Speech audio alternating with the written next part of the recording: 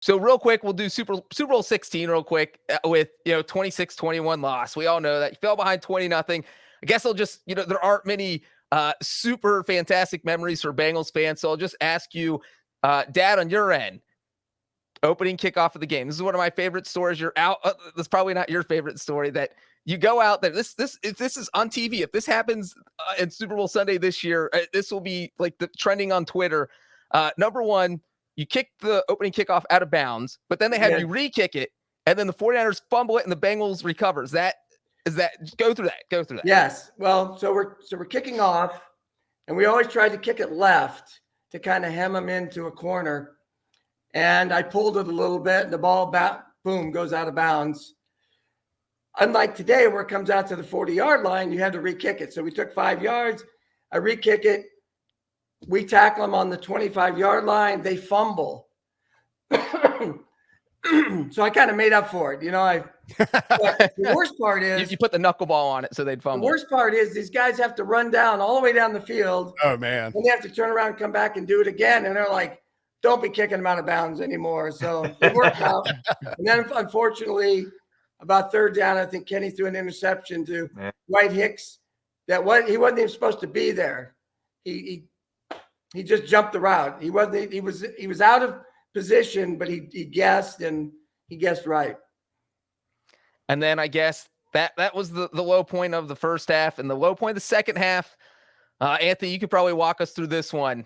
The Bengals maybe could have come back third quarter, the goal line stand. You guys are at the 1-yard line, 4 chances to punch it in. And the 49ers obviously stopped you guys. What do you remember of that sequence in that situation? Well, I think we have to add a little more to that first half. That interception, of course, there's 2 squib kicks that gave them 2 field goals to take a 20-0 lead. And that really hurt, the 2 squib kicks that we could not field. But we came out the second half, and we pretty much were dominating the game. I mean, I think at one point we had 8 to 10 first downs. They didn't have any. I mean, we were just rolling, and then, we're down, and we had the ball on the 1-yard line. I mean, 4 cracks at the 1-yard line. And if I was a betting man with Pete Johnson as a fullback, I would have put a lot of money to say we would either scored on the first or second down. And just the breakdowns we had. I mean, a guy in motion misses a guy coming off the corner. Here, how about this? You got a 200. What was Alexander? 235, Jim? Yeah. You have a flare pass, and you have a linebacker, and it might have, I don't know, he might be a great guy, but was that the only play that Dan Bunch made in his career when he hit Charles Alexander and took him straight down? Charlie hit somebody, and he usually falls forward a yard or two. And then, of course, the other 4 cracks at the 1-yard line, and that was really all they needed.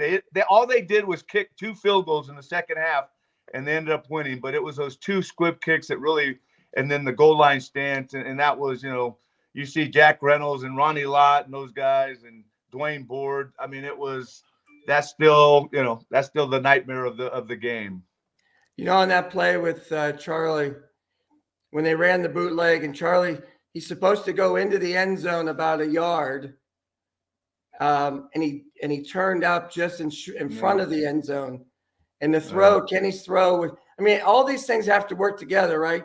Yep. Kenny's throw was, instead of being out in front of him where his momentum could take him in, it was behind him a little bit, so he had to turn around, so he didn't have any momentum to run over Buns. Yeah. So several years ago, I'm out in Sacramento. I traveled the farthest to go this. My former roommate, when I was with the Raiders, he had a ministry and a golf tournament raising money. So a bunch of guys were there, and they had to sign these helmets. And Dan Buns was there, and on it, he puts, talking about his only play, the stop. Oh wow. He's known for the stop, and that was the play, stopping Charles Alexander on the half-yard line. Dan Buns drives around in a Camaro, and his license plate is like the stop or something. Probably. But, what can we say? He made the play. The stop sign by his house, he painted stuff. It's just a picture of Dan Buns. So you look at 16, we get out there, and it's like it was at the Freezer Bowl. It's probably 25 below. Yeah. The parking lot is all ice. Yeah. And we can't go, we literally can hardly move. So we go, and I was rooming with Chris Collinsworth. So we're stuck in our rooms, and pretty soon, so a week before, he was on the cover of Sports Illustrated. I'm his secretary. I mean, the phone is ringing like it. Yes. Is Chris Collinsworth there? Is Chris there? Oh, this is, I'm a Dallas Cowboy cheerleader. Oh, hi, I've got a limo outside. I'd like to take Chris out. I mean, this went on. And fortunately for him, he just kind of stayed there and laughed. He didn't do anything, but I bet I took 50 calls from women wanting to have a date with Chris Collinsworth. But my favorite story. So this is when I was still drinking beer occasionally. We go to a bar. It's Chris, Turk Schonert, and me. So we're at this bar. I'm over playing pinball. Some guy walks up to Chris. Now, Chris is 6'5". I'm 5'6". Right? He walks up to Chris. He says, "Hey, are you Jim Breech?" Chris says, "What? No." Guy leaves. A few minutes later, he walks back. "Are you Jim Breech?" And Chris says, "No, he's over there."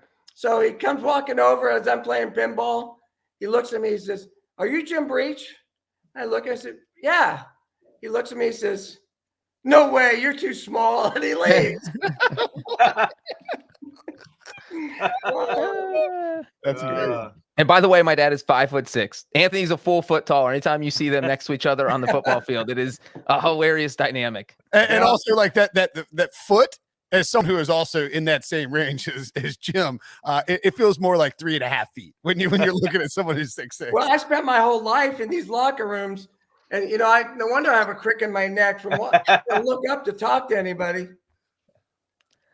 Yeah. So Super Bowl 16. That was John Madden's first Super Bowl as a commentator, and a very, very interesting game, but not as crazy as your guys' second Super Bowl 23,